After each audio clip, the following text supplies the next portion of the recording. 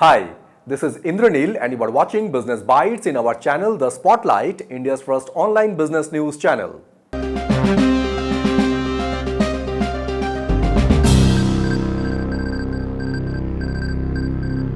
In today's Business Bites, first news we have Apollo Hospital plans to sell their maternity care arm Apollo Cradle and Children Hospital.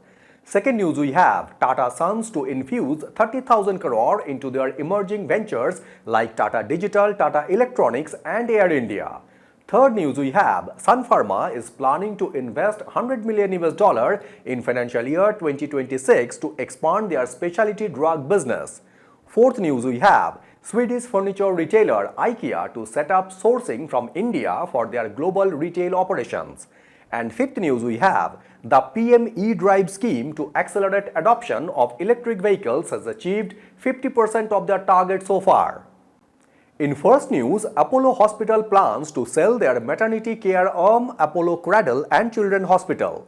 Apollo Hospitals Enterprises, which is India's largest private hospital chain, is planning to sell their chain of maternity and infant care hospitals, Apollo Cradle and Children's Hospital, which is likely to be valued at 1,000 to 1,200 crore. The mother and child care market in India is estimated at about 30,000 crore a year and is expected to grow 15% compounded annually over the next few years. The market is currently dominated by a handful of private hospitals such as Apollo Cradle, Hyderabad-based Rainbow Children's Medicare and Bengaluru-based chain Motherhood, Cloud9 Hospitals and Kangaroo Care. Apollo Cradle and Children's Hospital is a subsidiary of Apollo Specialty Hospitals, which is currently having around 363 beds under 13 hospitals across cities like Delhi, Bengaluru, Chennai, Hyderabad, Amritsar, Gurugram, Noida and Ghaziabad. When for the year ended on 31st March 2024, they recorded a net loss of 17 lakh. As of March 31st, 2024, Apollo Hospitals had a capacity of 10,134 beds across 73 hospitals in India and overseas. Out of these, 8,710 beds are located in 45 owned hospitals, 271 beds in 11 daycare or short surgical stay centers, and 790 beds in 6 hospitals under management through operations and management contracts. On the competition front in this segment, British International Investment PLC-backed Rainbow got listed in 2022.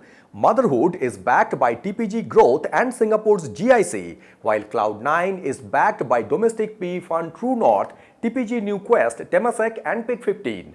On the other side, Indira IVF entered into maternity and childcare with the launch of Matcare Maternity and Child Hospital in March this year. In second news, Tata Sons to infuse 30,000 crore into their emerging ventures like Tata Digital, Tata Electronics and Air India. Tata Sons to pump fresh capital of 30,000 crore, that is around $3.5 billion into its emerging ventures that include Tata Digital, Tata Electronics and Air India, as well as the defense and battery units, where the investment will be through equity infusion, when Tata's defense business has recently been reaffirmed as a strategic priority. These businesses are big focus areas and Tata Sons is of the view that their gestation period is over and it's time for them to prioritize execution and deliver profitable growth, where it is seen as a strategic effort to maintain Tata Sons' long-term competitive edge in a rapidly changing global business landscape amid disruptions driven by artificial intelligence and other emerging technologies, when Tata Electronics and Tata Digital has already entered in the top 10 group businesses. Despite operational stability, the group lost nearly 8% of its market capitalization in financial year 2025 after a 45% gain in financial year 2024, where the latest infusion is being routed through equity since Tata Sons voluntarily surrendered its certificate of registration with the Reserve Bank of India, that is RBI, last year and repaid more than 20,000 crore in debt to remain unlisted. After strong gains during 2020 to 2024, Tata Group companies faced challenges in financial year 2025 as the revenue growth slowed to 4.9% from 12% in financial year 2024, while their net profit rose 10.7%, which is a sharp decline from the 28% surge in financial year 2024. But their operating margins held steady at 10% compared with 11% in financial year 2024. In third news, Sun Pharma is planning to invest $100 million in financial year 2026 to expand their specialty drug business. The Mumbai-based drug major Sun Pharmaceuticals Industries has lined up a $100 million investment to commercialize innovative products in the current fiscal, where the capital outlay will help in significantly strengthening the company's specialty, that is patented products business for the future. The drug major plans to majorly invest in the launch of two products, Unloxit and Lexelvi, where Unloxit is indicated for the treatment of adults with metastatic cutaneous squamous cell carcinoma, while Lexelvi is for the treatment of adults with severe alopecia areata. In financial year 2025, the company's global specialty sales rose 17.1% to $1,216 million, when in the January to March quarter in financial year 2025, the sales were up by 8.6% to $4,295 million. To focus more on the specialty product segment, the company is now seeking a partner for the future development and commercialization of the MM2, that is for the osteoarthritis pain in certain geographies. In a recent development, Sun Pharma has agreed to acquire Checkpoint Therapeutics, which is a company specialized in immunotherapy and targeted oncology, when Sun Pharma expects mid to high single-digit consolidated top-line growth in the ongoing fiscal. In fourth news, Swedish furniture retailer IKEA to set up sourcing from India for their global retail operations. India is a focus market for the Swedish global home decor and furniture retailer IKEA, where it is increasing sourcing for its global operations and increasing their local sourcing to 50% from the current 30% for the domestic retail business. India is in the top 10 of their sourcing countries list, from where it is procuring products worth around 400 million euros for its global retail operations, when IKEA's current sourcing basket includes textile, plastics and metals among others, and the company plans to add more items.